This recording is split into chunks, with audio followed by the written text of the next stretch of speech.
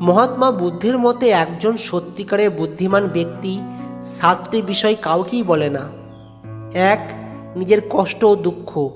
বুদ্ধিমান ব্যক্তি তার কষ্ট ও দুঃখের কথা সবার সঙ্গে ভাগ করে নেন না, কারণ এতে তার অবস্থান দুর্বল হতে পারে। 2. অতীতের ভুল ও ভবিষ্যতের পরিকল্পনা। একজন বুদ্ধিমান ব্যক্তি তার অতীতের ভুল ও ভবিষ্যতের পরিকল্পনা কাউকে বলেন না। 3. পরিবারের ব্যক্তিগত বিষয়। একজন বুদ্ধিমান ব্যক্তি ঘরের কথা বাইরের লোকেদের বলেন না, কারণ এটি পরিবারের সুরক্ষা, শান্তি এবং সম্মান বজায় রাখতে সাহায্য করে। যদি এগুলো বাইরের লোকেদের কাছে প্রকাশ করা হয়, তাহলে অনেক সময় ভুল বোঝাবুঝির সৃষ্টি হতে পারে বা অপ্রয়োজনীয় সমস্যার জন্ম দিতে পারে। 4. আয়ের পরিমাণ। নিজের উপার্জনের পরিমাণ কাউকে বলেন না, কারণ তা অহংকার বা হিংসার জন্ম দিতে পারে। 5. নিজের দুর্বলতা ও ক্ষমতা।